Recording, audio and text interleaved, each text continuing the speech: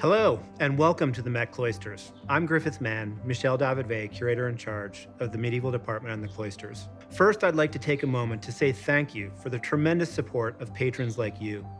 Your generosity makes the work we do each day possible, and for that, we are truly grateful. Spring is a cherished season at the Met Cloisters, full of the promise of renewal, and it's the perfect time for us to share some of the things we've been working on over the course of the past year. Our program also takes advantage of the digital format to share objects, activities, and behind-the-scenes spaces in ways that would be difficult to duplicate in person. In this program, I will share the Book of Flower Studies, highlighting several flowers that can be found both in the manuscript and in our gardens at the cloisters. The Book of Flower Studies belongs to what is often dubbed the last flowering of Northern European manuscript illumination. Its acquisition speaks directly to our efforts to forge meaningful connections between our permanent collection and the gardens, and celebrates the medieval appreciation of the beauty and bounty of the natural world. We'll also present a conversation between myself and Carly Still, managing horticulturist at the Met Cloisters, highlighting several flowers that can be found both in the manuscript and in our gardens at the Met Cloisters. Carly will be coming to us from the gardens. We'll also hear from Lucretia Kargere, the principal conservator here at the Met Cloisters, on the altar Predella and Socle from Saragossa, Spain. This massive structure has undergone an extensive 2-year campaign of cleaning that revealed previously unknown secrets of the altar's past.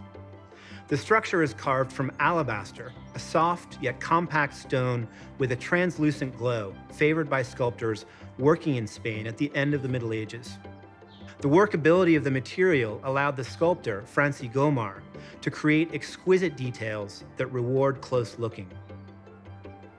Assistant curator Julia Perratore will discuss the apse from San Martin, Fuentidueña.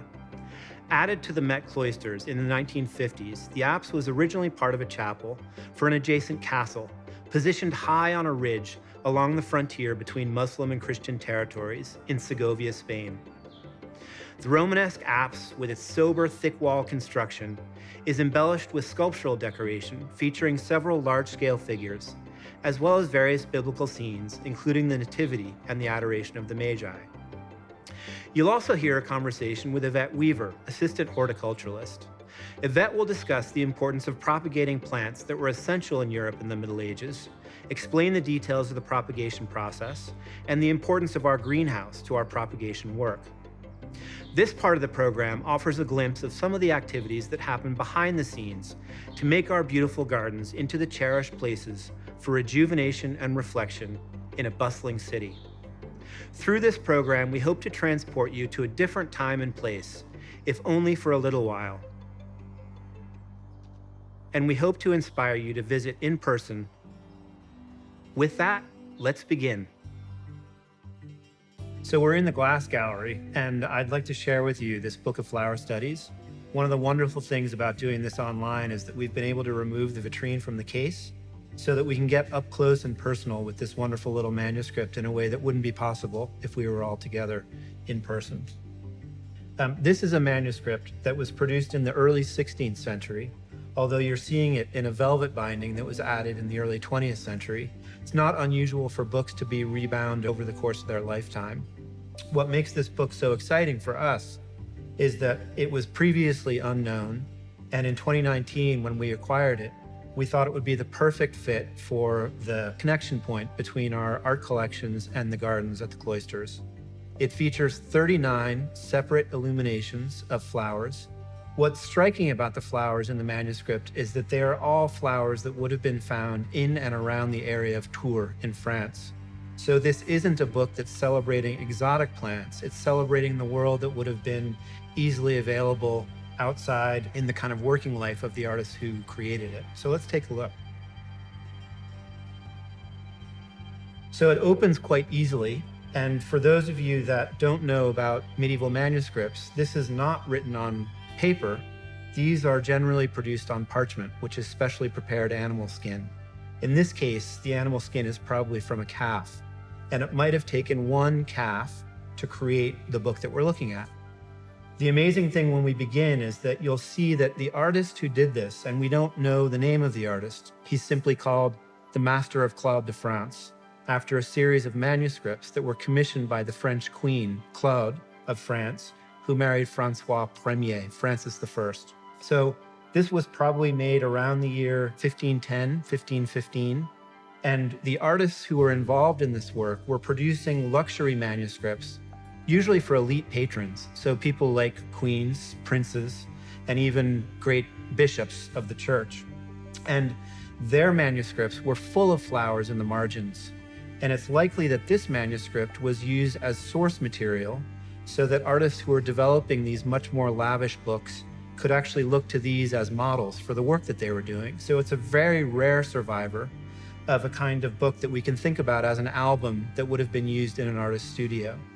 One of the things I just wanted to point out is that the artists are very careful to render the different stages in the life of these plants and also depict the plants from different points of view. So you get back view, a side view, and in each image you often will see the plant accompanied by an animal or an insect of some kind. What's really striking right away is that there are no root systems in these plants. So the artists who are depicting these plants are really celebrating what's visible above the ground. And the other thing that's curious is that there seems to be no sequence to the flowers as they're depicted. It's not as if we're following the course of the growing season as spring turns to summer and summer to fall. The other thing that's very interesting about the way in which the artist has gone about the work is that sometimes you get shadows behind the plants that really make them pop up off of the page. And sometimes it's just kind of flatly depicted, as you see here. But the workmanship is exquisite. They're using built-up layers of individual paints, and those paints literally, in some cases, stand up off the surface of the page. So there's a real kind of dimensionality and texture to the object itself. So 39 different types of plants, and we're going to focus in on 3 of them. I mentioned that when this was acquired, we realized that almost all of the plants featured in the manuscript were actually grown here at the cloisters. Since the book's acquisition, we've added the last few plants so that we can now say that all 39 flowers that are featured in this wonderful album are grown here on site. So in a few moments, we'll join Carly out in the gardens to look at iris that is growing right now. One of the things I love about this page, which features the iris, is the interaction between the insect and the plant itself. One of the things that's wonderful about the way in which the artist has gone about doing this work is that the insect is behind one of the stems of the plant. So you really get the sense of depth, the flower kind of jumping off of the page together with the shadows behind it. The other thing that's really amazing is that the artist has used shell gold, so gold that's applied in a powdered state when it's put into the pigment itself to create the sense of the iridescent surface of the wings of this dragonfly. The other thing I would point out is that the artist, again, has given us the plant in its budding state and then the full flower as it moves towards senescence. So there's this real interest in the life cycle of nature. Just going to flip ahead to one of the flowers that we wanted to share with you out in the gardens with Carly. This is cowslip, and Carly will talk about the plant itself. But one of the things I wanted to point out is that this is one of the first moments in the book where you begin to see shadows behind the plants so that they really jump out and there's this sense of dimensionality. And you can see that sharp line that cuts off where the plant would have met the root system, because this is really designed to be featured in an illuminated manuscript where something like this might be at the bottom border.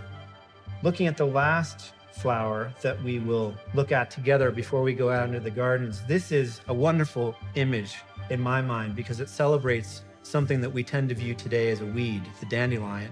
And the artist has really given us the jagged teeth-like shape of the leaf, the dent de lion. So the teeth of the lion is where the plant actually derives its name. It's from that very sharp teeth-like outline of the leaf itself.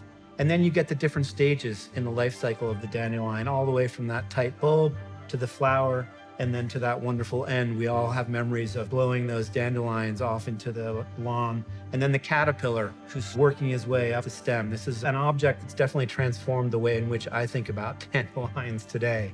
The other thing in the book that's interesting is that we get at the very end an alphabet. and then a whole series of blank pages. So this is a manuscript that is a wonderful example in remarkable condition of the kinds of working books that medieval artists would have used as source material in the work that they did for patrons, decorating more finished manuscripts. So it's been a pleasure to share this with you in this way, and I hope that it's something that you'll seek out when you come to the cloisters. We change it every 3 months, so you'll always get to see a different flower, just as the gardens themselves change by the seasons. So having shared this book with you in the context of the galleries, we thought we'd go and take a look at some of the living plants in the collection, and specifically the 3 flowers that we looked at a little bit more closely with Carly Still, our managing horticulturalist. So let's go out to the gardens and join Carly.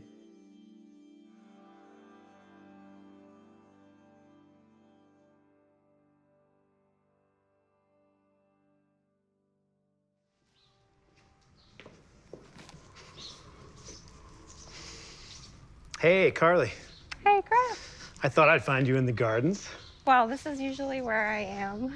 It's nice to have you out in tree. Yeah, it's awesome to be out here. We were actually just looking at the irises in the manuscript. Yeah, this is one of my favorite flowers that's blooming right now in tree cloister, and it's positioned so perfectly with the other flower. Right next to the dandelions. Yeah. Nice. And we have it in all cycles, from flower Right, to, just like in the manuscript. Yeah. So from the bud to the flower to what, and what do you, I can't remember what you call that. Life. Seed head. Seed head. Yeah.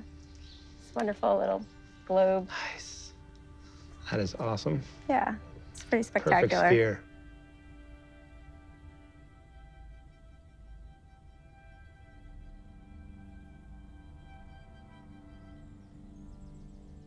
Hi, I'm Carly Still, the managing horticulturalist here at the Met Cloisters. So here I am in Tree Cloister Garden with one of my favorite flowers, the iris, which is also depicted in the Book of Flower Studies. I love to talk about this flower because of its beautiful purple color and the velvety texture that it has, which was captured so well by the artist. The way that the petals are formed, it has downward-facing petals as well as upward-facing petals, so the structure of the flower is quite beautiful, and it has this bit of almost like little hairs on these petals downward, so that's how it gets its common name of the bearded iris. Structurally, in the garden, I think it has fantastic sword-shaped foliage, this tall, juicy stalk, and just a really big flower, so it makes a big impact in an ornamental garden. I like to talk about the use of the iris because in addition to just being very beautiful, artists were able to extract the juice from the iris petals, and I'm just gonna squeeze this out for you. So you can see on my hand this great purple juice, and they would pound that down or squeeze it out and mix it with an alum, and so it was transformed into what was called iris green, which was used by manuscript illuminators, which is just really fantastic to think about. So in addition to it just being beautiful, the root of most irises could be lifted. It's called a rhizome, so that's the rooting structure. So it's lifted and dried, and then it would be ground down into a powder, and that could be mixed with all sorts of other dried, like rose petals or lavender or chamomile, to really extract those fragrances, and that powder could be used to sprinkle in drawers for scents. The Iris germanica, which I'm holding, could have been used for that, and then the Iris florentina, still today used in that industry, and it's supposed to have a really wonderful violet-scented root. So just so many uses of the plants. And this very sweet little yellow flower is called the cowslip. Primulaveris is its botanical name, which really translates to the first little one of spring. So it's a really early spring blooming flower, sweetly scented. And its common name, cowslip, is sort of the polite way of saying what once was called cowslop, because this plant was just prolific in sort of these open grasslands where cows were grazing, and I'm sure the soil was very rich. It's a great, also woodland plant. It can handle shade. It's a clump-forming perennial, so we just divided these this spring as well. I like to imagine that the artist was looking at this flower and really admiring it because it would have been really one of those first yellow flowers. in that sort of basket of green. So I think it's pretty to think about it in that way. It was a plant, like many other flowers, that would have been collected. I think it was also just so abundant that this beautiful, slender stalk, I can imagine people collecting these, and they would weave them into little balls, and they could play a game that was called Tisti Tosti, and I just think that that sounds so beautiful. It also has this nodding formation of the flowers, so they're sort of hanging downward. And so it's thought that perhaps that reason why the flower was nodding like that was maybe why it was used medicinally for things related to like paralysis, because imagine you're sort of feeling like that. And then it was also thought to sort of look like keys, like a thing of keys. So it was associated and known also as St. Peter's keys was another name for this sweet little flower. Right here, I have this beautiful dandelion, which is so wonderful to see it celebrated in this book because, unfortunately, the dandelion's gotten such a bad rap about being a weed, but it's just such a beautiful flower, this beautiful golden color. It's sort of shaped like the sun, the color of the sun. It moves with the sun, and it's a very useful plant, which I think most of the time people probably don't realize how many uses it has. The dandelion has this wonderful toothed leaf. Perhaps the reason why it's called the dandelion was from dent de lion, the lion's tooth, which is sort of descriptive of this leaf form. These leaves are packed with nutrition, lots of vitamins, a great source of iron, so mix it with other leafy greens, eat it in your salad, cook it down. The root is also very nutritious, great mixed in dried form and used as a tea. And I think it's just a beautiful flower throughout its whole cycle, from bud to flower to the wonderful seed heads that you can sort of blow and their little parachutes that take off, which is part of the reason why they're so hard to get rid of in your garden.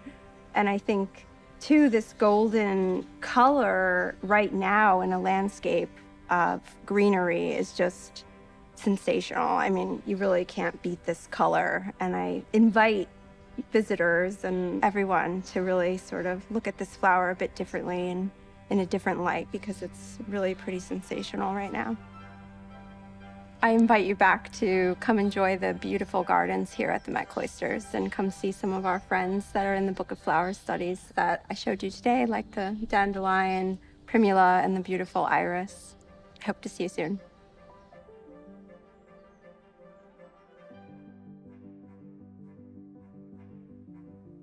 So here we are in the Beaupart room at the Cloisters.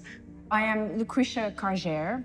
I've been conservator at the Met for over 20 years, and I've been particularly responsible of the Cloisters collection.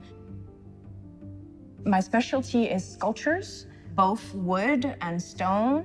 And my job at the Met is to take care of the collection, make sure the environment around the collection is good, do condition assessment, treatment of objects and sculptures, as well as technical analysis of works of art for authentication or also technical art history.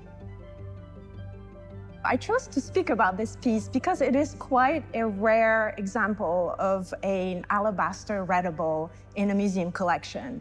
This particular object, which we call a predella, because it's the lower portion of what would have been a much larger altarpiece, was commissioned in Saragossa in Spain in the middle of the 15th century by Archbishop Don Dalmau de Mur in his private chapel in his palace.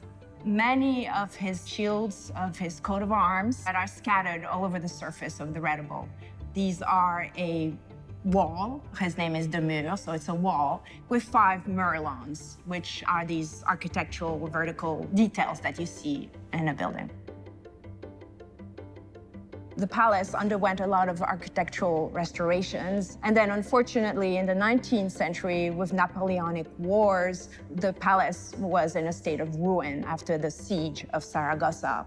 After ruin, it came to an antique dealer in Paris in the early 20th century, and then was bought for the collection of J. Pierre-Paul Morgan, and was brought to the United States and installed at the Met in 1909. So alabaster, this readable is made of alabaster. Alabaster was very popular at the time in 15th century Spain. It's a beautiful material that takes a beautiful polish. It's very sensual, tactile. It has also this extraordinary quality of being slightly translucent. So when you have light shining through, or if you have candle lights flickering in front of the surface, you have this wonderful translucency of the material. So alabaster looks a lot like marble. However, it is a very different material. Marble is a calcium carbonate and is hard to carve. Alabaster is a calcium sulfate. It is very soft to the touch of a chisel. It actually can be scratched with a fingernail. If I used water, which you think is a soft solvent, is actually a very harsh solvent for alabaster. In the past, actually, people have washed sculptures with water and soap, and then that's why they have lost their epidermis, or top surface. So it is extraordinarily soft, and you can carve it and make wonderful shapes out of it. However, it is very delicate. We know of the name of two sculptors that carved this particular alabaster red bowl, Francis and Anton Gomard from Saragossa. They were two brothers, and that is not unusual because these workshops, you needed to pass on the skill of carving such material. And so often these workshops were family-oriented, either from father to son or also through marriage. We know that the two artists that carved this alabaster were also carving wood, which is also a soft material. But if you look closely at the architectural canopies, imagine this large block of stone and how airy the architectural canopy has become. It is just completely voided out inside and has just the details of the architecture. As a conservator, I focus on material, but looking at these surfaces up close for days on end, these scenes come alive. And here you have some figural scenes happening. So this predella is composed basically of two horizontal sections. So you have what is called in Spain, sotobanco and the banco. So on the lower section, you have these bearded men holding the coat of arms of the Archbishop Don Dalmau de Moor. The upper part has 5 figural scenes. You have here on the left, Saint Martin, that is sharing half of his coat to a beggar standing in front of him, and he's in front of the horse. I love this scene in that there is this dialogue between urban settings. So you have this castle in the background with the crenellation on the top, and is very typical of an Aragonese castle. And then you have also rural setting of trees. And if you look really closely, you will see a bird fluttering in the leaves. There's some extraordinary details also, such as the fact that the horse has left traces of a hoof on the ground. And then there's a little lion peering in the back. So the second scene, you have Saint Martin in bed, and you have Christ appearing to him, and some angels have come into the room and also are peering through the open windows in the background. And again, these details, there's just a tiny little shoe peering off under his bed and some clothing that has been stuffed under his bed, possibly a little cat here. So this is, again, a dialogue between the heavenly presence and a very intimate bedroom scene. And then you have this Pentecost scene where you have the 12 apostles, all bearded with very curly hair. They are all looking up to what would have been a dove. The dove would have been inserted in this tenon up here. It's lost now, but it would have been hanging from the architectural element. And as well, they're looking up to the central figure, which would have been the Virgin on this throne and dais with steps. Again, there's amazing details of these angels that are fluttering in the background, very small angels, and the background is just a wall of little stylized clouds. And then you have Saint Thecla suffering martyrdom. She's at stake, being burned. I love this scene in that you have, again, the stylized rocks in the background. And Saint Thecla was the patron saint of Tarragona, which is a city close to Saragossa. And again, here she is with her elbows on the windowsill and a cushion, listening to St. Paul preaching on a pulpit. What I love in this scene is the movements of the drapery fold that are sort of squished together in an accordion shape, giving a lot of rhythm to the scene. And look at these tiny little figures that are dressed in urban clothes and looking and peering into this scene. So it took 2 years to work on this readable because not only do we work very slowly, inch by inch, with a cotton swab, cleaning surfaces, removing the dust layers, the wax that has accumulated on these surfaces from being in a church environment, but also we have to document every step of the way. We were cleaning and working on the magnification, so we have head loops to look at the surface up close.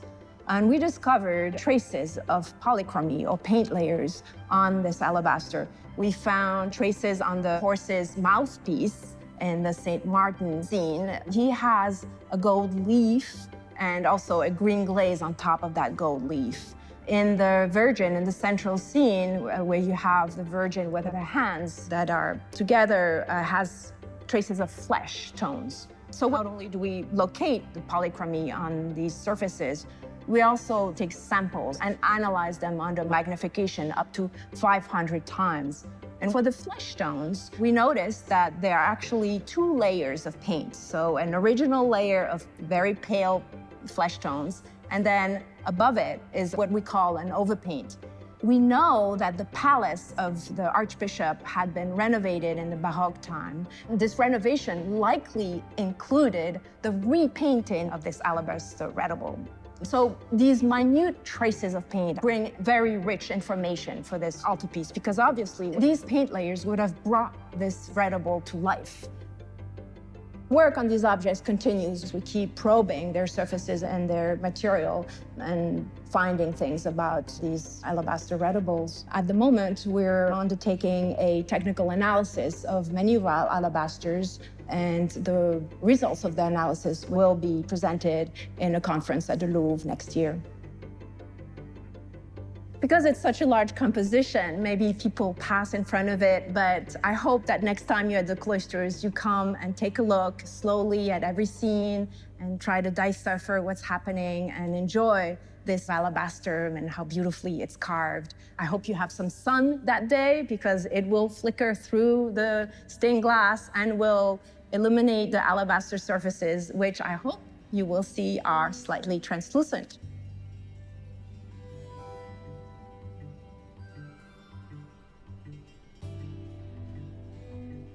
My name is Julia Perratore. I'm an assistant curator here at the Cloisters, and we're standing inside of the Fuentidueña Chapel gallery. This gallery is filled with works of art that come from medieval Spain. Most of them date to around the 12th century, and the crowning element in this room is undoubtedly the object that gives the room its name, the Apse of San Martín de Fuentidueña. That structure is a piece of medieval building. All 3,300 blocks of limestone that have come together to construct this portion of the building. The medieval building has been grafted onto a modern gallery, and this is something that's very typical of the cloisters. When you come here, you will encounter actual pieces of medieval buildings which are attached to the modern 1930s fabric of the museum. The structure behind me is an apse, which is the portion of a church that is generally the eastern end of the building and is going to be the space that is the most sacred portion of the building. The space where the high altar would be placed, often called the sanctuary. It's the space where they would be celebrating the Mass. And originally, this portion of a building was attached to a much larger structure. The part that is missing, which is really represented by this gallery here, would have been the space of the congregation. In the late 1950s, the Metropolitan Museum of Art learned about the existence of a ruined church in the town of Fuentidueña, Spain, and they became very interested in seeing if it could become a part of the museum's collection. Representatives from the museum negotiated with the Spanish government, and the agreement that they came to was that this piece of a ruined church could come to the museum in exchange for a group of paintings, also from around the same time period, made in Spain. And those paintings are today in the Prado Museum in Madrid. The other condition of this exchange is that, in fact, the museum does not own this structure. It is actually a long-term loan from the Spanish government, which is a highly unusual situation, but was agreed upon as a gesture of friendship. So the church was dismantled in the late 1950s. It was brought stone by stone in packing crates across the ocean, reconstructed here, and opened to the public in 1961. And the gallery that we're in right now is actually built to accommodate this space.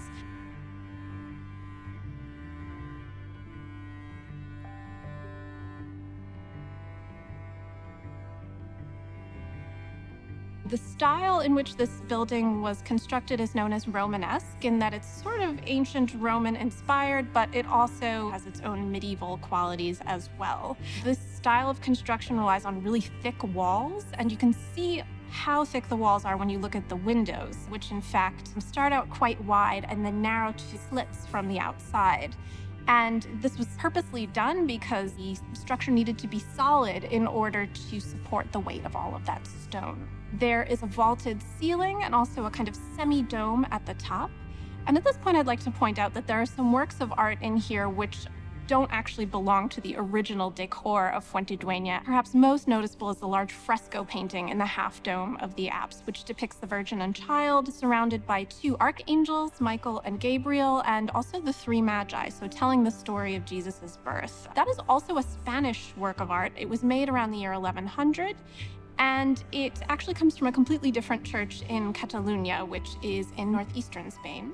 It was already in the Met's collection, and when the Fuentidueña apse arrived here, it was a sort of happy accident that we could put this painting into the architectural setting because the painting would have been in a similar kind of setting to begin with. I'll also point out the crucifix, which is once again Spanish of the late 12th century, was probably carved at around the time San Martín de Fuentidueña was built. It would have been displayed in a manner very similar to the way that we have it displayed here. And both of these two elements actually give you a sense of the color of medieval churches, which would have been brightly painted in their interiors, so you get a sense of that variety that you would have encountered inside. The building is studded with different carvings, and this is a very typical feature of medieval churches, to have images that are actually integrated into the fabric of the building, so that the building itself seems to tell a story, first of all, by the different scenes that are represented, but also the scenes that are depicted will support the message of the church itself. Messages of salvation that are offered by the faith, messages of protection and care, a sense of being able to get closer to God, closer to your religion.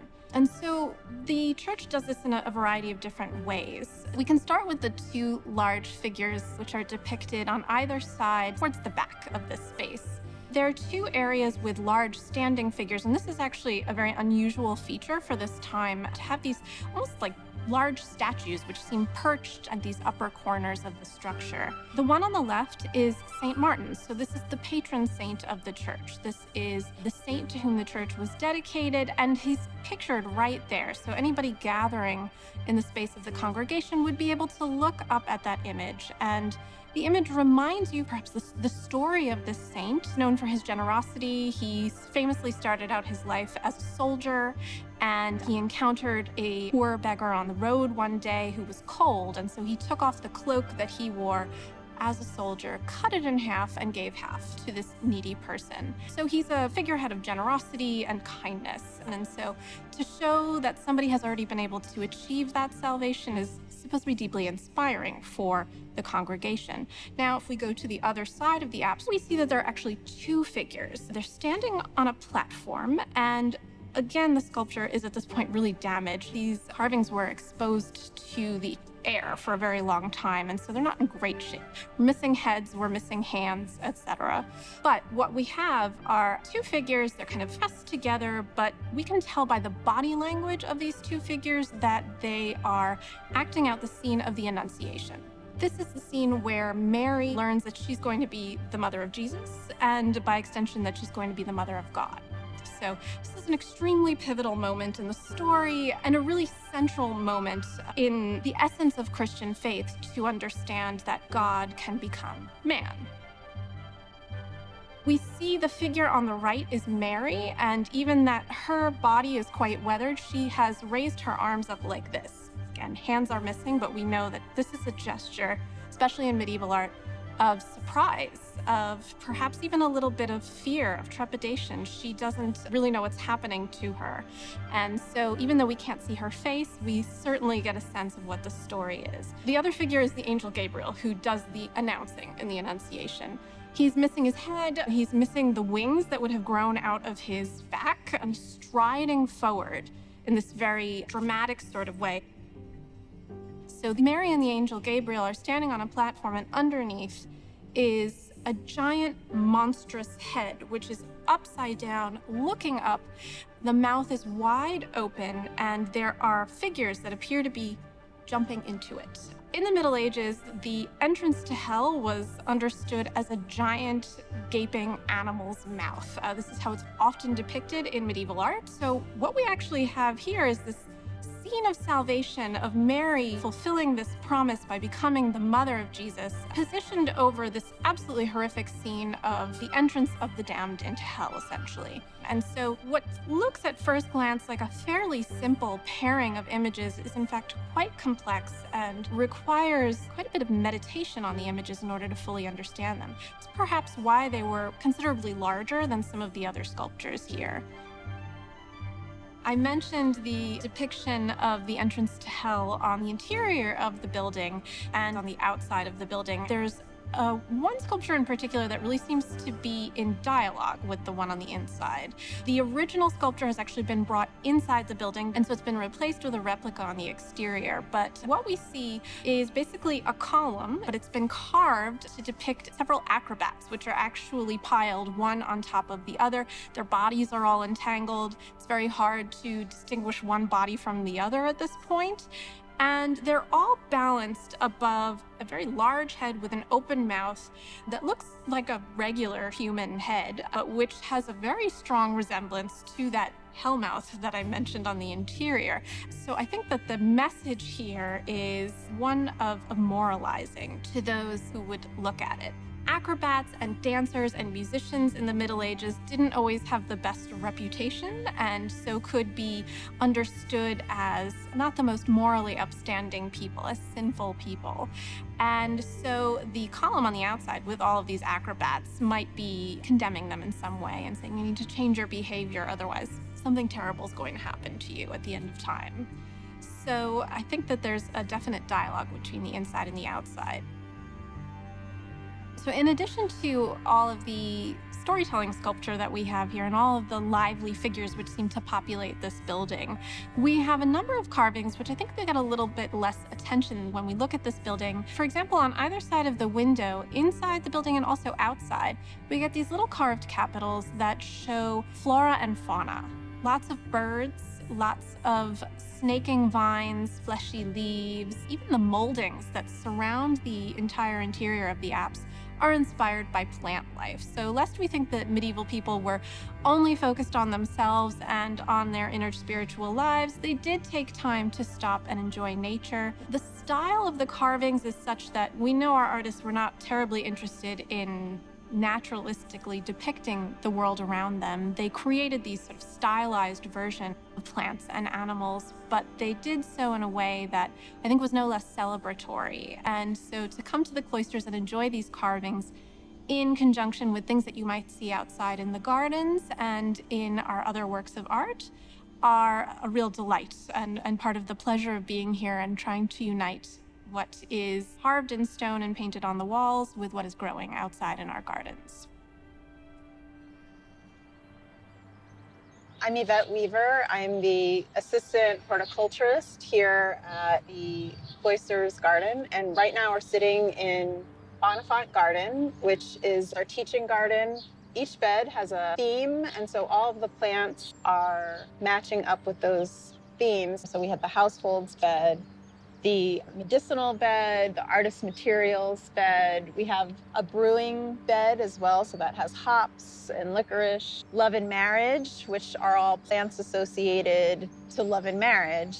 We have our grains bed here, and then we also have our magic bed as well.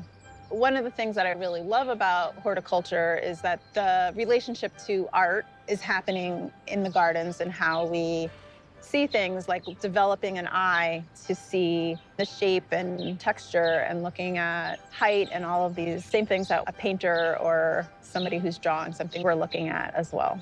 Right now we're sitting here in front of the medieval vegetable bed. In medieval times, many of these plants would have been used for cooking. Many of them would have gone into a pottage, like a vegetable stew. Many of these plants, they're not plants that you're going to find in a nursery. We order them often from different companies in Europe. There are more and more very small companies in the United States that do specialize in particular seeds. So we try to get them from different places and just see how they do, how well they germinate. Once we order them, I create a schedule, and we usually sow up to about 300 different plant types and species. So starting sometime in February, I'll start sowing. And we do propagate and grow many of these plants in our greenhouse space. Often we collect seeds ourselves, and this will definitely be a plant that once it pods and has the bean, we will collect the bean at the end of the year and germinate. So many of these plants are from seed that we have collected in the past. So here we are in the Cloisters greenhouse. It's a wonderful space. It's tiny, but it's mighty, and we are able to propagate many, many plants in here over the winter for the spring season. Propagation for us is really important. You can see we have a large number of plants already that have been propagated and pricked out and potted up here in the greenhouse. And it's really important for us because it gives us a larger variety of plants to work with. Also, we have a really unique plant collection here that often are straight species plants or plants that are native to Europe. And also, economically, to buy a bag of seeds is much cheaper than buying individual plants. And so when we're able to propagate, it gives us a large number of that one plant. So propagation here is really important. It's been a developing program that we've been instituting here, and every year we get to grow more and more. So today we're gonna propagate the Martok faba bean. I'm gonna start with a little bit of this soil mix. It's a seed starting mix. I'm gonna just pack this in here and actually use another pot to just kind of get it tampered down into the pot. Because of the size of the bean, it's fairly large for a lot of seeds. I'm not gonna fill this pot up all the way. I'm just gonna place these in here. I'm gonna put 3 in this little pot here. Then once they're snug there, I'm gonna just cover that up. And again, I'm gonna tamp it down. And the tamping down really helps also with holding the water and just giving all of your pots a consistent weight and amount of soil that is in the pot. And then I add a little water, which is one of the elements that most seeds will need to break dormancy. And once I have a lot of these pots sown, I usually will add them to our heat mat. And if you're doing something like this at home, you can just put it into a warm space or over a radiator. You can even buy heat mats at home. And here I have some germinating Martok beans. They're not quite ready for pricking out, but you can see them starting to emerge, and so that's really exciting. And I'll just pop them out so you can see how far the root system has come. This has actually only been germinating for about 3 days, so you can see how far along this seed has come, which is really amazing that 3 days you've got this little seedling. And what I would do is now fill the pot with a little soil. This is just like a little old stick that I whittled down with a little pocket knife to make a little pricking out stick. And this seed can now go sit into the pot. I pack it in. This plant can now grow and continue growing in the pot on its own. Once we're ready to start to think about moving them out, one really important step is that they need to harden off, which is going from the greenhouse, which is a warm, comfortable place for them, and then moving them outside into our cold frame. And that gives them, we can open and close the doors and just kind of give them that opportunity to transition into the regular weather, the sun, the colds, whatever they are going to experience in the outdoors. And then after probably 2 weeks, we'll plant them out into the garden and they get to then live outside.